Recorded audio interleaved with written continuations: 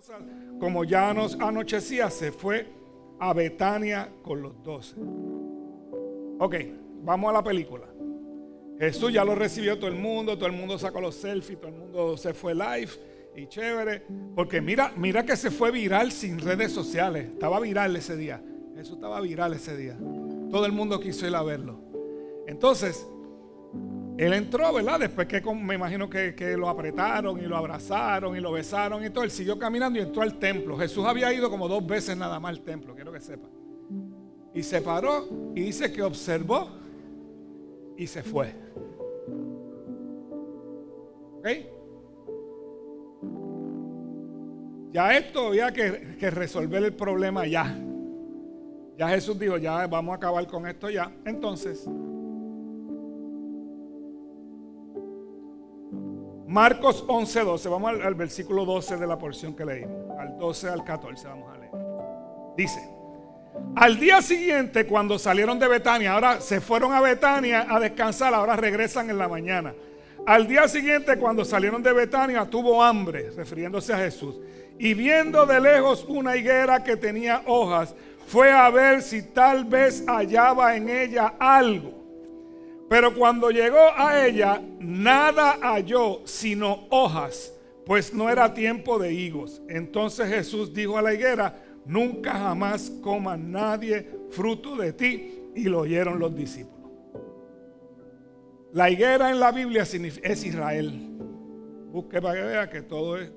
Pero entonces usted va a decir: pero si no era tiempo de higos, entonces ¿por qué Jesús fue a buscar? Tiene una razón. Cuando usted busca cómo es que funciona la higuera, cuando más hojas tiene es cuando tiene fruto. Pues la vio con hojas y dijo: pues hay un fruto. Y cuando buscó, no buscó. ¿Qué quiere decir eso? Esta gente con labios me honra, pero su corazón está lejos de mí. Que das apariencia, pero el fruto que da no es. ¿Eso es lo que significa? Eso es lo que significa. Se lo está diciendo al pueblo de Israel. Ustedes nada más son pintura y capota. A todos los fariseos eso. Ustedes son pintura y capota, vestimenta y ¿cómo se llama esto? Rituales. Y rituales. Eso es lo que ustedes hacen. Pero ustedes no me están honrando. Por eso es que Jesús dice en un momento dado: no se puede echar vino nuevo en odres viejos, porque se rompe, porque está ya, ¿sabe? Se rompe. ¿Quién es el vino nuevo? Él. El odre viejo, Israel. Yo no puedo derramar mi vino en ustedes. Ustedes no sirven. Y eso es, esta gente simulaba tener a Dios en su vida, pero no lo modelaban. Y cuando usted ata todo, recuerde, Jesús llegó, los mantos, hosana, entra al templo, observa en el templo. Quien único dice eso es Marcos. Observa en el templo y se va a Betania a descansar. Luego viene por la mañana, ve la higuera que aparenta dar fruto y no tiene ninguno, y la maldice, y van a Jerusalén entonces. Entonces, ¿qué pasó en Jerusalén?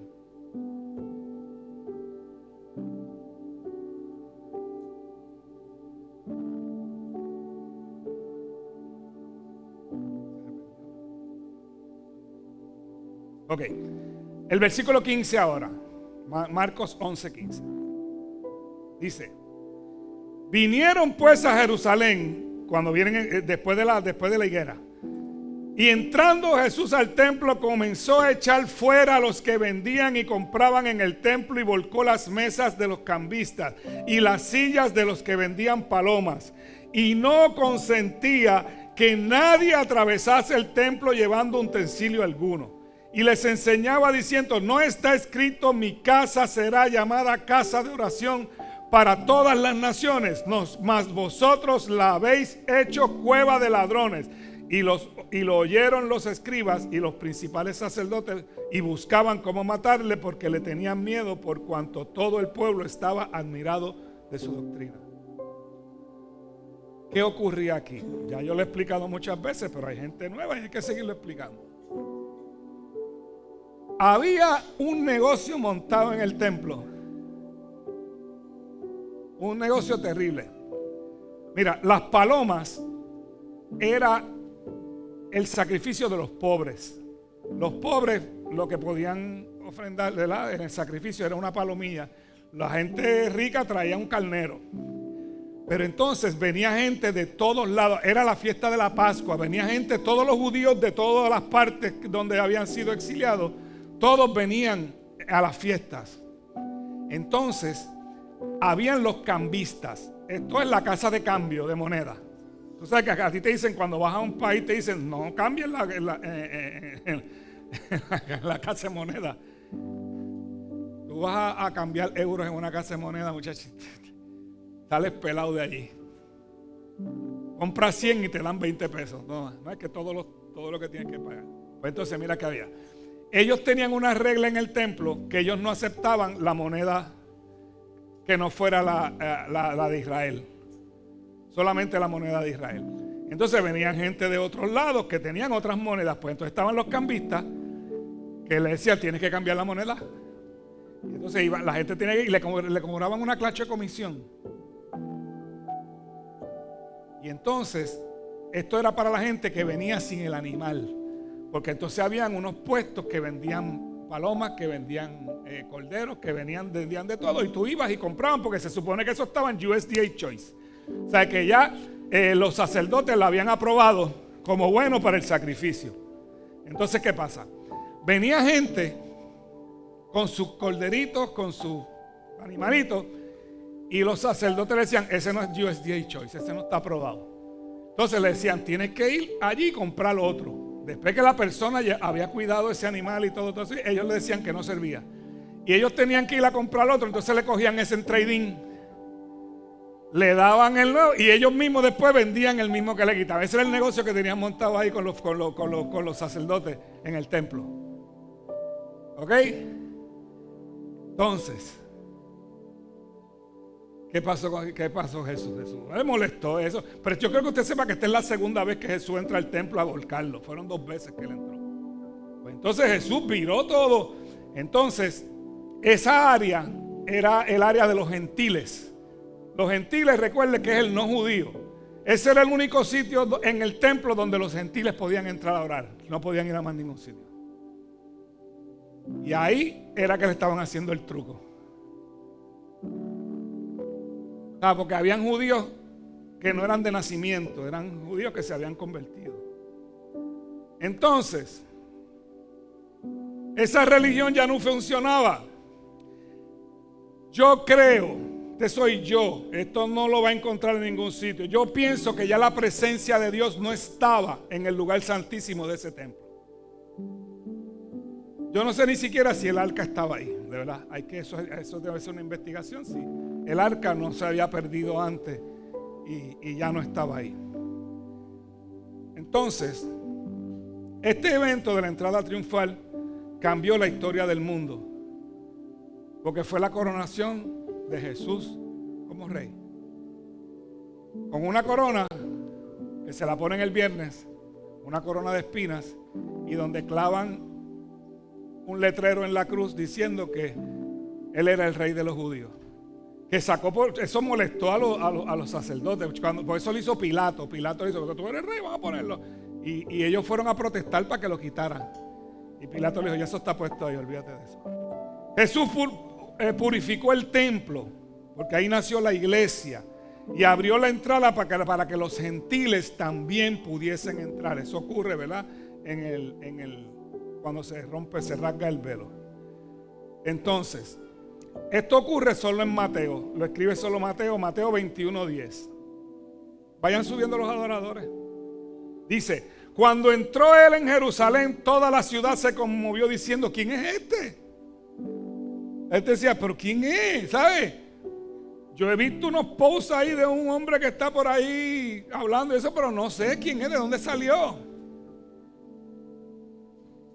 Pero tristemente, en el capítulo 1 de Juan escribe algo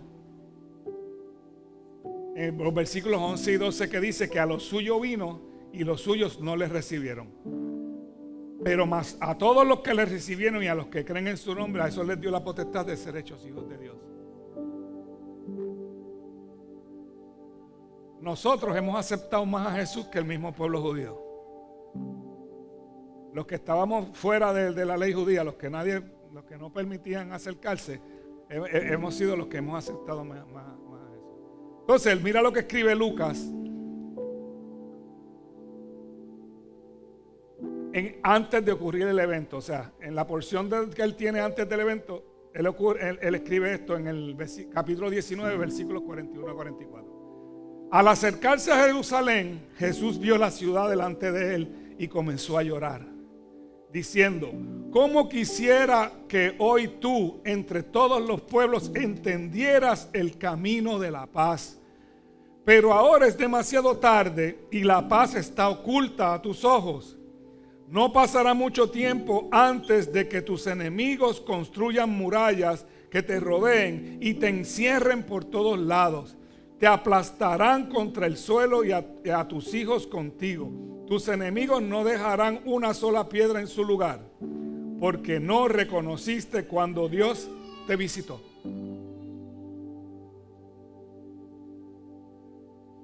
Esto ocurre en el año 70, donde el general Tito sitia la ciudad por un tiempo. Esas son las murallas, ¿verdad? Te sitiaron, no puedes ni entrar ni salir. Y destruyeron completamente a Jerusalén. Todo lo que hay en Jerusalén hoy no necesariamente está en los lugares donde estaba en el tiempo de Jesús, ni siquiera la Vía Dolorosa, porque Jerusalén la tuvieron que construir nuevamente. Donde estaba el templo, que el muro de los lamentos, se cree que es una de las paredes, era del templo. Ahora allí hay una mezquita. Los musulmanes construyeron en el mismo sitio. Y hoy Jerusalén no es la capital de Israel. La capital de Israel es Tel Aviv. El que era el presidente Trump declaró a Jerusalén como reconoció, ¿verdad? Jerusalén como la capital de Israel nuevamente, porque ahí hay, en la línea que hay con Palestina, hay una línea que pasa por el mismo medio de Jerusalén, que queda una parte palestina y una parte de Israel. Perdieron hasta su capital, la ciudad de David. Miren hasta dónde ha llegado este pueblo por no haber visto. Mira lo que él dice, como termina. Él dice: porque no reconociste cuando Dios mismo te visitó. Eso nos pasa a nosotros también, queridos. El Señor nos ha visitado durante todo este tiempo. Desde que se rasgó el velo, que ahora se permite la entrada a la presencia de Dios de todo el mundo. Muchos no quieren entrar. Aún aquí en la iglesia, no en esta, en otra. Aquí no pasa eso. No le permiten entrar. Digo, no queremos entrar. Y es tan fácil permitir que Dios gobierne nuestras vidas. No nos molesta que el gobierno no las gobierne, pero no Dios, que es el que tiene pensamientos de bien para nosotros.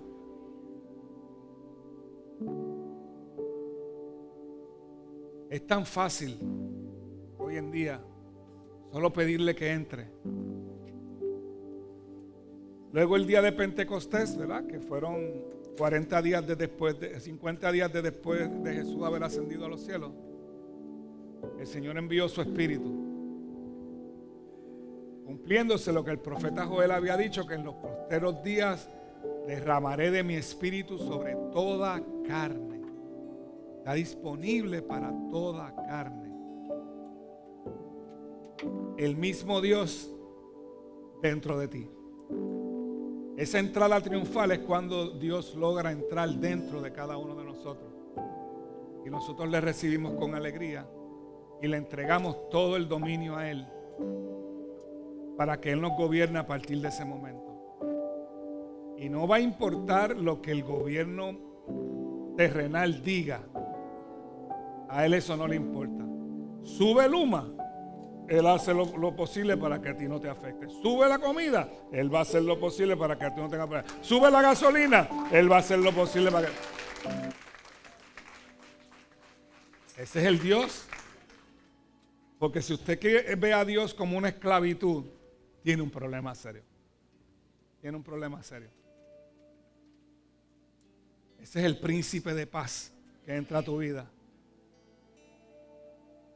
El que entregó su vida en ese madero, que usted va a entender el viernes por qué Él lo hizo. Pero sí te voy a dar un adelanto. Lo hizo por amor. La muestra de amor más grande en la historia de la humanidad fue esa cruz. Porque no escatimó en ser igual a Dios como cosa que aferrarse, sino que se despojó a sí mismo de todo lo que le hacía a Dios, haciéndose hombre y obediente hasta la muerte y muerte de cruz, donde se hizo maldición para que tú y yo fuéramos bendecidos, donde se hizo pobre para que tú y yo fuésemos enriquecidos. Y a veces estamos buscando en tantos sitios diferentes a ver si hay algo que se acopla a lo que yo necesito. Como los de Jesucristo hombre, que yo les he dicho que el culto era en barras. Eran circuitos cerrados, ¿verdad? Virtuales, en barras. Él tenía las iglesias. Aquí habían unas cuantas, en Chinchorro. Había un salón aparte que tú entrabas y en un televisor allí veías el culto dándotela. Y el pastor con su whisky en el altar, porque no podía faltar. Eso fue un reportaje en Telemundo, lo dieron.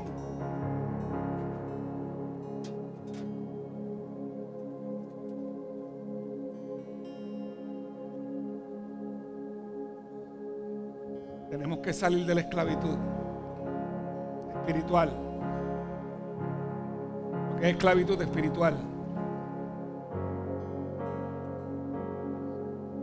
Ser libre de las acechanzas de Satanás, que anda como león rugiente buscando a quien devorar. Y usted no quiere ser devorado por el enemigo. A cambio, Él te ofrece ser el que es el camino, el que es la verdad, el que es la vida, el que está dispuesto a tomar tus cargas y dejártela de Él, que es liviana. Él es manso. Venid a mí los que estáis trabajados y cargados, que yo los haré descansar. Dice, tomen mi carga, que es liviana. Suelten la suya y tomen la mía, que es liviana. Y la mayoría de la gente busca la paz. Él es la paz. Él es el príncipe de paz. Que cuando Él llega, todo se transforma. Todo cambia. Esa es la entrada triunfal. 2 gritos. Sana. Bendito el que viene en nombre del Señor. Crucifíquenlo. Eso se llama, o es por emoción o es por convicción. Porque en la emoción nos volvemos, lo que eso es como cuando tú vas con hambre a hacer la compra. Llenas el carrito, esto está prohibido, ir con hambre a hacer la compra. Eso es emocional. Después vas a tu casa y dices, el esposo dice, pero ¿cómo tú gastaste 500 pesos? Si somos tú y yo nada más. No sé, ahí está.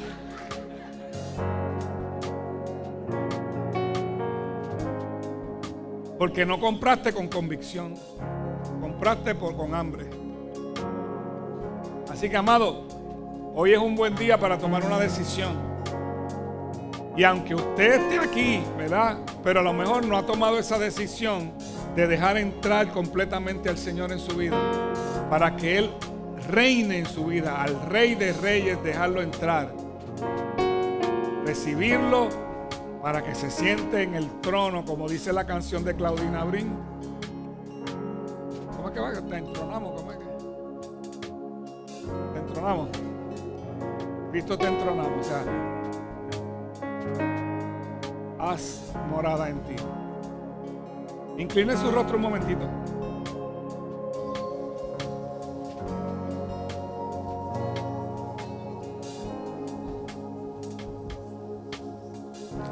Tú fuiste el verbo en el principio,